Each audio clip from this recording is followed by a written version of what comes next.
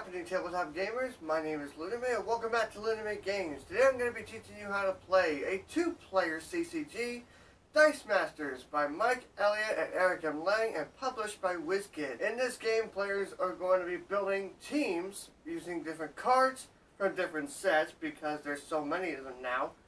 And they're essentially going to be rolling dice, trying to manipulate those dice to get these characters and battle it out against their opponent, trying to end them. Let's get to the table. Let's see what's in the box. If you were to get a base set for this game, like the War of Light starter set that I have here, you'll get 8 different characters with 3 variations of each character, along with what's called basic action cards that I have up here, which I will explain later. But if you decide that you want more than that, and you choose to get a booster pack from a set, for example, this is one that I got from a D&D set. These do not come sleeved, by the way, when you get them. You'll get 2 character cards from the set, along with 2 dice that should match the cards, unless the publisher messed up and put the wrong dice in the pack, which has happened, by the way. Every single card that is in this game is going to have a certain rarity to them. Each card that you get is going to have a little stripe down here above these dice symbols, and that indicates what rarity it is. Now, if you were to get a starter set, every single card that you have is going to have a gray stripe. Now, if you were to get a booster pack, they're going to be in a variety of different rarities. They can either be common, which are the gray stripes, just like the starter set. There are the uncommons, which have a green stripe. Sorry about that. Then there are the rares that have a yellow stripe. And then there's one which I don't have here to show you right now, but they are a super rare that have a red stripe. Now, before I go any further, I do want to talk about the collectability portion of the game. There's a lot of people out there who do not like the collectible card games at all.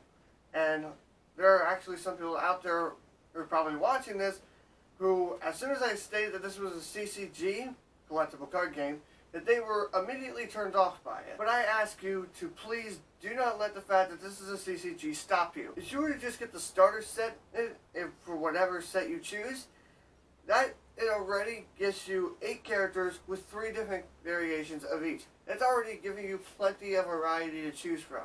At the same time, if you choose to get like an expansion pack, these packs, depending on which set you want, because some of these are either like fully in one, or some just come in little packs. If you want to get ones with little packs, the booster packs, they're only 99 cents, so they're really cheap, and they come with 2 characters and 2 dice that you can actually take those and put them right into your team and start playing with them right away. Another thing people tend to complain about with a CCG is the power of the type of rarity of the cards. The common, the uncommon, the rare, and the super rare. People sometimes tend to think that the rares and the super rares are a lot more powerful, so you need those to win, and so I'm not going to get this. Well, that's actually not true in this game whatsoever. In fact, a lot of the time, throughout my experience playing Dice Masters, you can actually see my collection over there. Now, a lot of the rares and super rares that I have are actually garbage. Like, there's some good ones there, but the powerful cards are actually spread out. In fact, a lot of the good ones that I have are actually uncommons and common. But like I said, you don't have to get the booster packs if you don't want them. Like I said, if you just get the starter set, you get 8 characters with 3 varieties of each. That's 24 cards that you can build an 8-person team. That's a lot of variety. Just because I said this is a CCG, you do get a lot of replay value just with the starter decks, so please don't let the fact that I said this is a CCG stop you. In order to play this game, you're going to need to build a team. Now, in order to build a team, you're going to have to take 8 character cards that you own, obviously, and you're going to put them all into one, like I have done here. Now, you don't have to use just all the cards from one set. I've just done it here with the War of Light set just to show you that it's possible. But you don't have to stay within one set. You can say, like, maybe I don't like this Hal Jordan, so I can take that out, and I'm going to replace it with this Copper Dragon. And you can do that as many times as you want, with any cards that you have. Now, in order to make sure you can actually play a team, you're going to need to bring dice. Obviously, this is a dice game. So what you're going to need to do is to obviously make sure you have a certain amount of dice allocated to each card. Now there is a maximum amount of dice that you can have to each card. For example, this guy Gardner, or right here, says it can have a maximum of 4 dice on it. Now you don't have to have 4 dice on it if you don't want to, or if you're not able to. And it's a good thing that you don't do it. You don't want to keep 4 dice on everything, because you can only have a maximum of 20 dice in total. There's a few bits of information that you need to know about every single character. First things first is obviously the different die faces that are on it. Each die has a certain amount of faces. Each die has 3 faces on it, representing a different cost in order to field them, which I will explain later. And it also has different energy types. It has 2 faces with a 2 energy type and 1 face with a 1 energy type. Another thing you need to notice is the number up here along with a symbol. That indicates how much it costs in order to purchase one of these dice. So in this case, with this Batman die, you need to have 4 energy available to you in order to buy it. And one of those energy has to be a mask, because it is a mask character. And the last thing you need to know is this little box right here.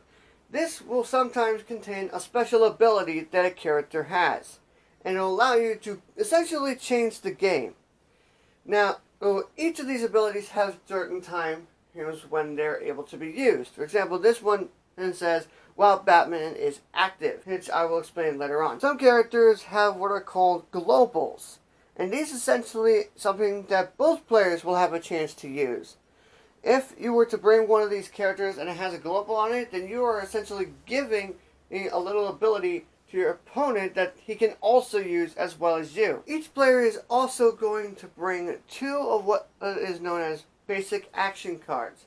And essentially what these are is little bonus things that both players have access to getting. What these are essentially extra dice that when you buy them, you get a 50% chance of getting one of 2 things when you roll them. You're either going to get a 2 generic energy type, or you're going to get a burst.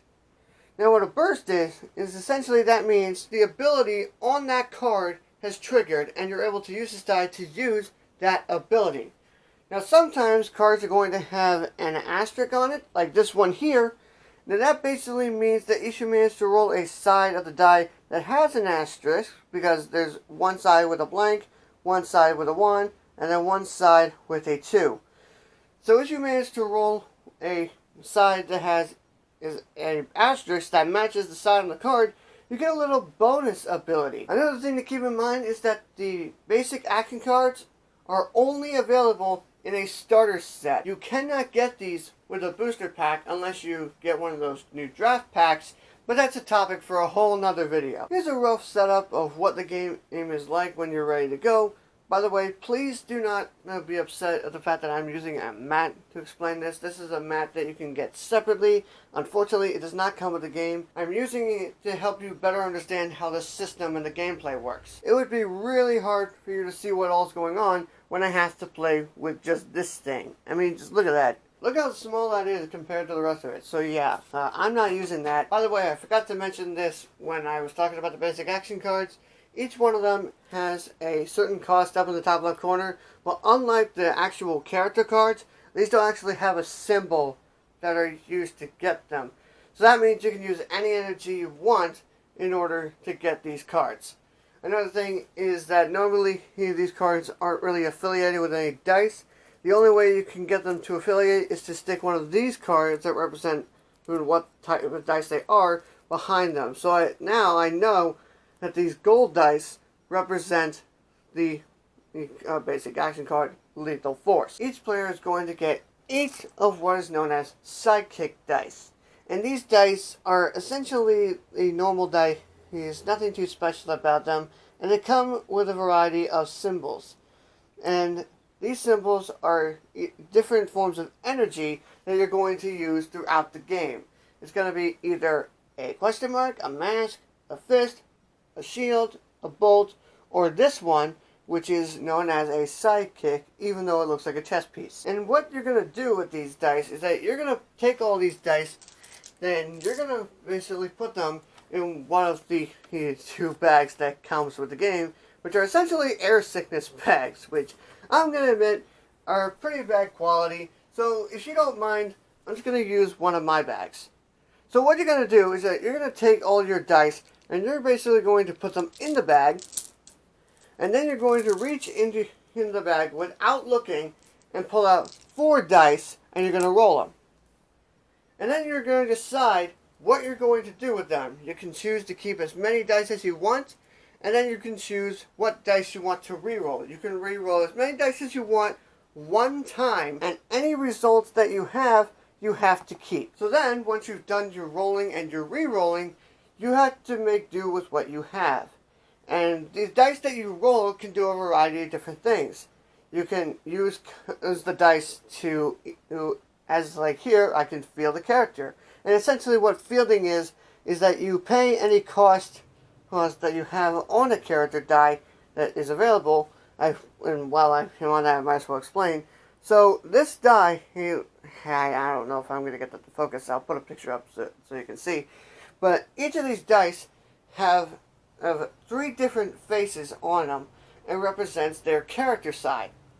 And each of these have 3 different numbers. They have a number in the top left, which is their fielding cost.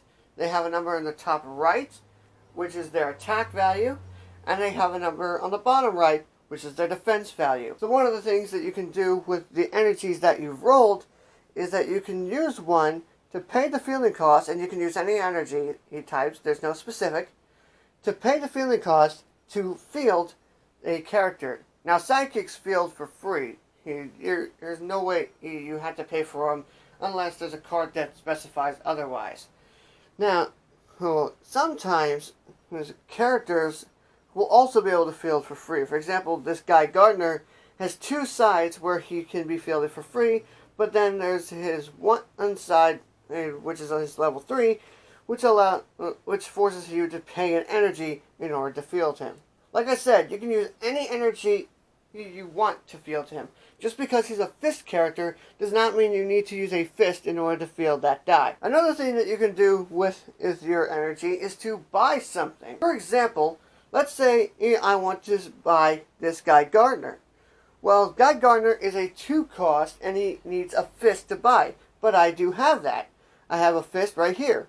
So I could say I'm going to spend my mask and my fist in order to get a Guy Gardner. Now the way this works is that you use the dice that you used to buy it and you put up in this top left area here. That's your transition zone. And I know it doesn't say transition zone on this mat, but it's a transition zone. And the reason why I say that is because there are certain card effects that will allow you to move dice from here to here, but you cannot use that effect on dice that you just used to buy something with, because they are in transition and they are not in use. Meanwhile, as you move them into transition, you take the die that you just bought, you put that in your used. Now, when your turn ends, and let's say I've done everything that I wanted to do, I am going to then take the dice that I've used to buy my stuff, and I'm going to move it down to used, and that signifies that my turn is over. Any energy that is left over is going to stay in your reserve pool. That's what this little area is here. And essentially what that is going to let you do is that it is possible that if somebody brought a global, you can use the leftover energy that you have in order to use their globals. One thing to keep in mind when you who are playing this is that you are the only one who can buy the character dice on your team, but the basic action cards are fair game. Now when you need to draw dice from your bag and you don't have any dice left in your bag, you're going to take all the dice that are in your use pile, put them in the bag, and then you're going to draw. So as the game goes on, you're going to have a chance to get better and better dice in order to roll. Like right here, I just drew my guy Gardner, which is great because, as I've stated before, most of the characters, actually all of the characters, have a chance to roll 2 different energy symbols, which is great because that's the best way in order to get the more expensive cards. Like this anti-monitor is a 6 cost, and just rolling 4 psychic dice, that would be impossible. But with a Guy Gardner, or maybe another character, I will at least have a chance to get the 6 energy that you need. Now the thing is, buying dice is not what's going to win you the game. In order to win the game, you have to get your opponent's life down to 0. In order to do that, the most common way to do it is through attacking. As I stated, each character die has the 3 different numbers: the fielding cost, the attack, and the defense. So when you're done, let's say, fielding all your characters, you have an opportunity to attack your opponent. When you do that, you're going to choose what dice you want to attack with. Let's say I want to attack with this guy Gardner. So then I am going to push him forward, and this is essentially becomes the attack zone. This is just like the ready area, essentially. And I just push him forward into the attack zone to let my opponent know I am attacking with this die. Now, if the opponent has a character die in his field zone, let's say he had one of these sidekicks in his field zone, he has an opportunity to block my characters. So let's say he chooses to do that. So he blocks with this sidekick. So then what you're going to do is you're going to compare the different values between the different characters. Sidekicks have an attack of 1 and defense of 1. This side of Guy Gardner, however, this is his level 3 side, is an attack of 4 and defense of 4. So then you're going to compare your character's die's attack with the defender's defense. So Guy Gardner's attack of 4 is higher than the character's defense of 1. So that means that the character is going to be KO'd. Meanwhile, the sidekick's attack of 1 is not enough to match Guy Gardner's defense of 4. So that means Guy Gardner is going to stay. And the sidekick is going to be KO'd. Now when a character gets KO'd, they're going to be moving off to this KO spot, which is not entirely a bad thing, because when your turn comes around again, and that character dies, or multiple character dies, because it is possible to get multiple KO'd, when a character dies KO'd and your turn comes around, it's going to move over here to what's called a prep area. And when your turn comes around, as I said, you move it into the prep area, but that is actually a good thing for you, because that means you're going to get an extra set of dice to roll in addition to the 4 dice that you already have. But let's say in another scenario, Guy Gardner did not get blocked when I attacked. And it's because my opponent, let's say, didn't have any characters to block him. Well, then what's going to happen is that character is then going to go through and deal the amount of damage on his attack phase. Like I said before, for example, on this phase, his attack is a 4, so that means Guy Gardner is going to go through to do 4 damage to my opponent. Keep in mind, each opponent has a maximum amount of health of 20. Now, it's not entirely a good thing, because what happens is when the die goes through to do damage, that die that was used to do the damage is going to go to your use pile.